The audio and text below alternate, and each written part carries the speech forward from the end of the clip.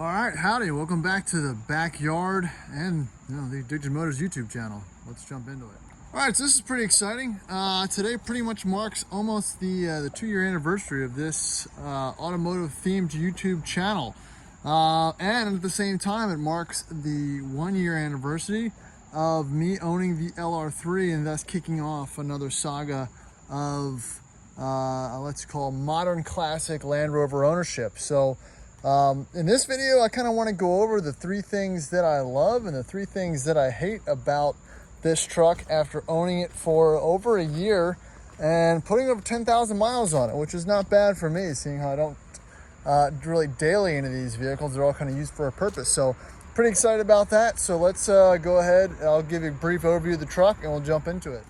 All right, if you haven't already, please like, subscribe, follow on YouTube, hit the little bell thing, and if you want, you can follow on Instagram as well. A lot of content there that I don't really post to the actual channel.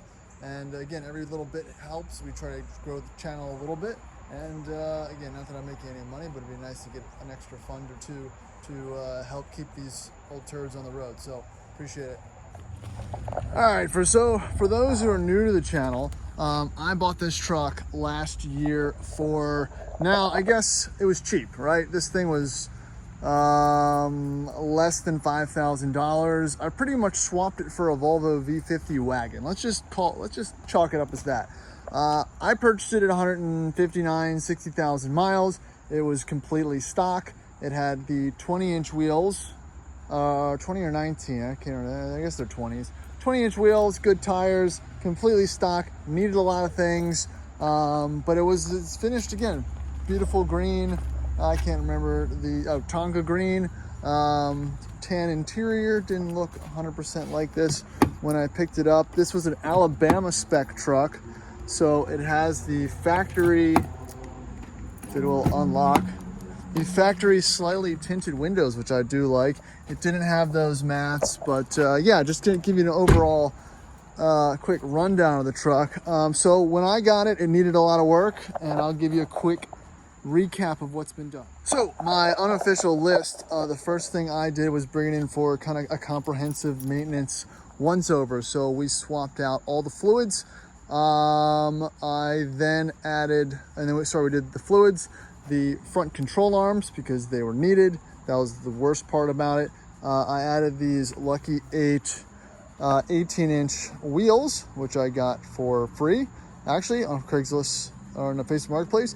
I added then the ST Cooper Max all-terrain tires, which are a great addition, because again, the purpose of this vehicle was to drive up to the cabin, Rover Woods. Check it out, and on my Instagram is our rental cabin, Rover themed. It's pretty neat in the Blue Ridge Mountains of Virginia.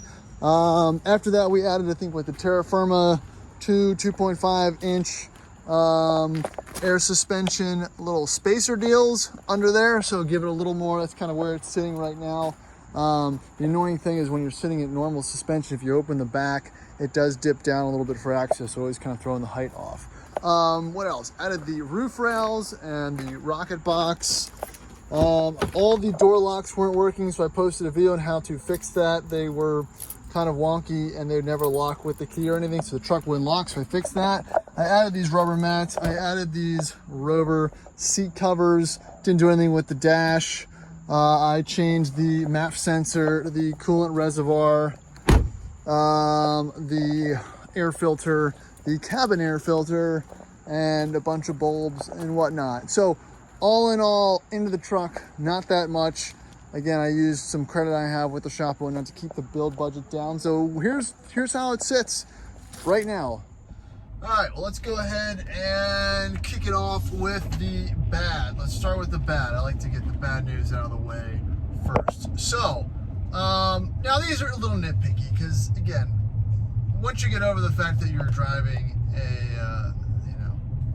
an almost 15-year-old Land Rover, you could say that's the first downside. But okay, so the first downside, again, this is personal preference, and this only really came about because someone pointed it out to me, and this is before I owned my L322. The first gripe of the hates is the driving position. Initially I liked it.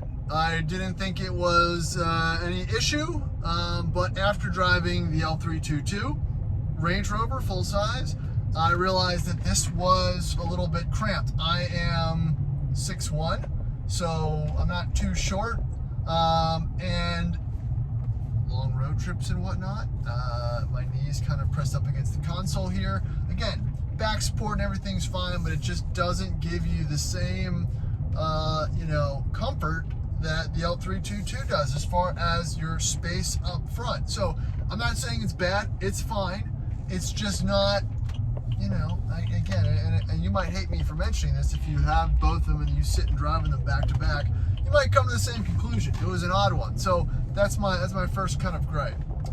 All right, number 2 on the hates is, well, and again, personal preference, is the air ride, not the air suspension. I'm not afraid of the air suspension. It functions fine. It's a little slow these days, but after replacing a couple minor components, it kind of does what I want it to do. So that's not the problem. But I don't think it rides as well as everyone says it does. And again, I've got big mud tires on it, or bigger mud tires. They're technically all-terrains, and the steel wheels. But I think it rides pretty rough. It's pretty crashy, and I don't think it's the actual suspension itself. I've driven other ones. I guess some ride a little bit better with regular road tires on, but I don't really see the purpose of these trucks really with road tires. I mean, I get it, but I bought this as a purpose-built cabin cruiser to be able to get me up large inclines and through mud and whatnot that I can do on a daily basis. So, it is important to me to make sure that I have that traction at all times, even if it sacrifices a little bit of the ride comfort. So that's just one for me. And I think that's really it for downsides. Like I said, those are nitpicky. I'm sorry, I'm not done. I do have one last one, because that was only 2. MPG, it's horrendous. I think this thing averages, it says 14, that's strictly highway. Anytime you're not on the highway or driving through a neighborhood or in the city, which probably the majority of people are, it's between 11 and 13. Again, I've got the bigger tires on, it's a little heavier, blah, blah, blah. I don't really drive this thing quick because it's very hard to drive briskly. I feel like that could be more better achieved if it probably didn't have the 2-inch lifting rods on. If it was stock ride height, it might be a little bit better.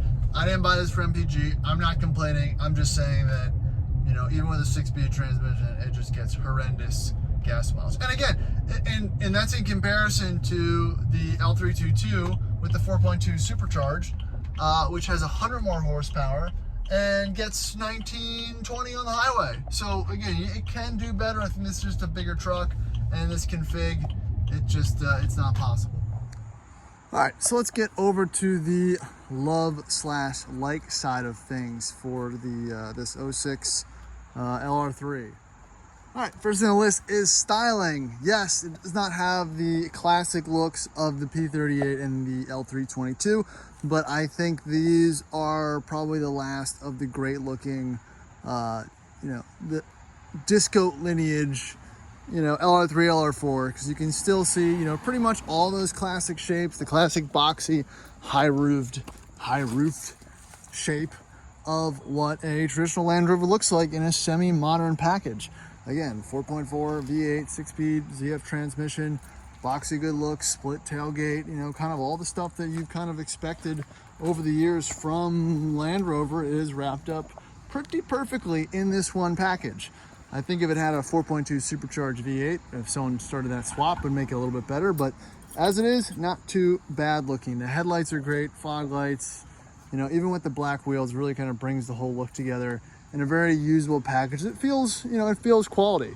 And again, the price of entry is low enough and they're reliable enough to make that not sting so bad. So yeah, looks, styling, I like it. So the next thing is kind of the ergonomics of the layout of the truck itself. So again, I bought this truck for, I guess in my world, utilitarian type use. I know, hence the wheels, tires. I do like that it is covered with plastic that is not very, that is strong. It doesn't really dent easily. It holds up well. Mine came with the light guards. You know, the door handles have a good beefy feel. It's coated with all types of plastic and protection. I have the seat covers. I don't ever feel like I'm gonna mess anything up or it's gonna get dirty or anything like that. You know, it has a nice kind of cockpit feel. Everything's kind of close. And again, like I said, I don't enjoy the seating position as much as I do the flagship L322, but it's not supposed to be like that. But again, plenty of storage, cup holders in the door, so you're good to go there. This is a great spot for your phone. You know, plenty of storage space, top and bottom. Throw some stuff here. Big cubby. Some of these have the cool box as well. You know, again, space, storage, headroom. I mean, it really is a nice, easy place to be when you're logging miles and you know, or on the trail. So that same bit goes to the back, where again I can sit behind myself extremely comfortably with absolutely plenty of headroom. Again, this is an HSC model, so I have AC, heat back here, no heated seats, but I've got an aux jack. Again, cup holders everywhere, third row seating in the back, and I'll show you the back right now because that's the best part. And where I don't think the L322 replaces this is the rear cargo space, because there is a lot. Again, if you have a family of 3, it may not fit all your needs, but for me, throw the rubber mat down, my go box, air pump, all the stuff that I need. These little pockets here are big, nice, user friendly. You know, throw all the little small bits in there, and again, it's all hard plastic, nothing to worry about. So again, the package of it, how it's done, is quite nice, functional, usable. You have the hitch on there. Again, it's everything you need, nothing. All right, and the last bit for the LR3 is the ease of maintenance. Again, these aren't hard to work on. Everything is documented on the internet. I've done the majority of the work myself as far as troubleshooting. I fixed check engine lights due to small cracks in the airbox.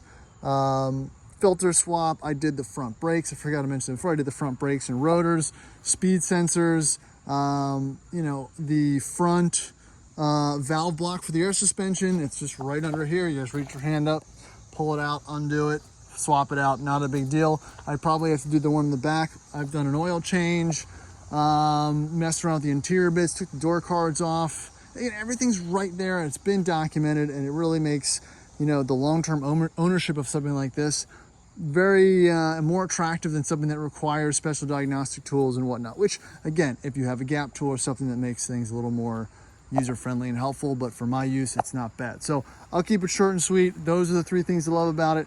I hope you guys like this video, and again, please check out the rest of the videos on my channel. I have over 300 with various Land Rovers, Volvos, Land Cruisers. It's all there. So yeah, trying to keep it interesting for the most part. Hope you enjoyed the video. Catch you in the next one. Thanks for watching.